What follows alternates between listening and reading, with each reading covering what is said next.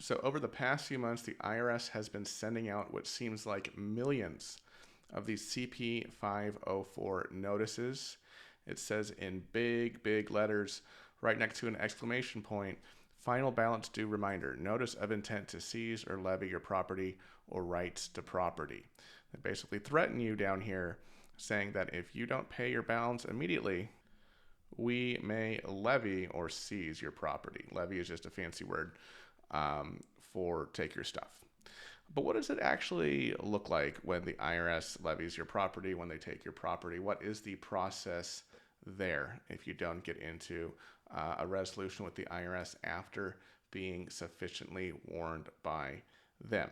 That's one thing we're going to tackle in this video. Another thing I'm going to talk about in this video is what can the IRS actually take from you? What's at stake?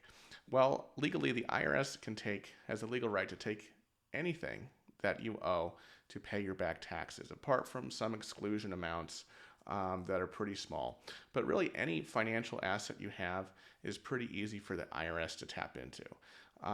Many of you have had your bank accounts levied, right? Those are pretty straightforward. Those are on the grid, right? IRS can figure out where you bank. They can send a notice to your bank, say, hey, pay us this money because they owe us this money. But what about other accounts like PayPal accounts? Well, the answer is actually yes. The IRS can levy your PayPal account, and we're seeing this more and more recently. Here's a notice from the IRS, a levy notice to PayPal. You can see that it's addressed down here to PayPal. Ooh, why is that black? To PayPal.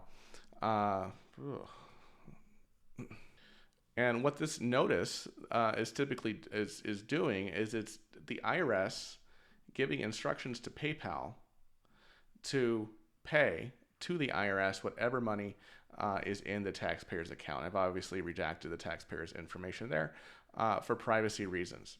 If you scroll down this levy notice here, the IRS is telling them that telling PayPal that this particular taxpayer owes the IRS $121,000 and that PayPal should remit to the IRS up to that amount. So yes, in short, the IRS can levy your PayPal account. A lot of folks think that, oh, if they kind of hide their money in a PayPal account or some similar kind of account, that it's not touchable or findable by the IRS.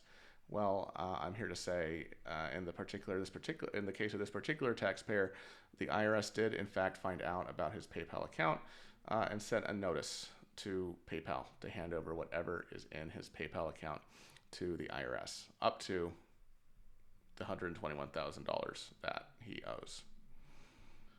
But here's the thing. Here's kind of the saving grace with these kinds of levy notices to banks, financial institutions, and PayPal, apparently.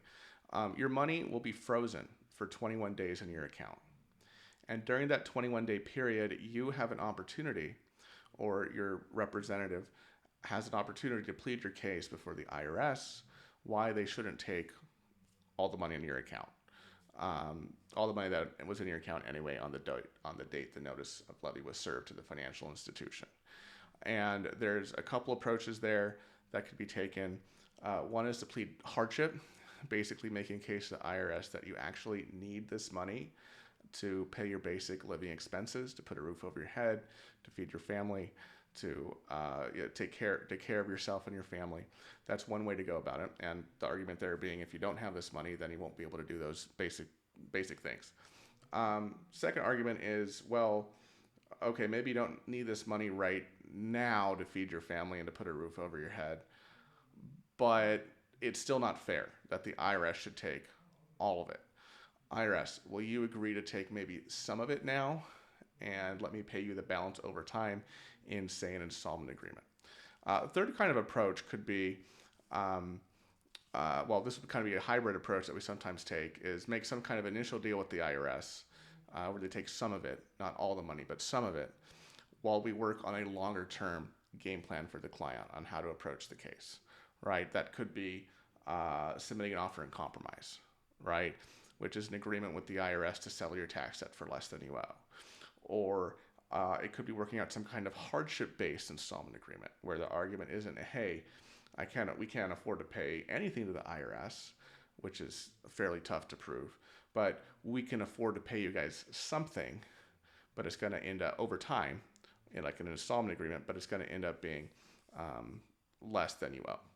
It could be maybe some kind of penalty abatement, right? Because those penalties and fees can really rack up the longer you owe the IRS. So maybe it's, hey, look, he owes $121,000 on the IRS's books right now. Can we take care of some of those penalties and some of the interest on the penalties? Or maybe it's the negotiation is to abate future penalties, because even after you end, say, an installment agreement with the IRS, penalties and interest still accrue, but maybe it can be arranged so that those future penalties that are going to accrue in your account, you'll get a reduction on those, right? And how they calculate that. So there's lots of ways to go about it. Obviously, the more kind of destitute you are, the less money you'll have. The money you have and the lower your income, the more likely it is that you're going to qualify for some kind of like hardship-based payment plan than someone who makes a lot of money. But it's all relative, of course.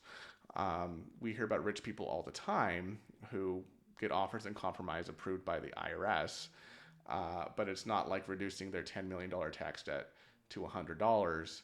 It's more like, or in the case of the Charlie Sheen case, Charlie got his tax debt reduced through an offer in compromise from $7 million to I think it was like $3 million, right?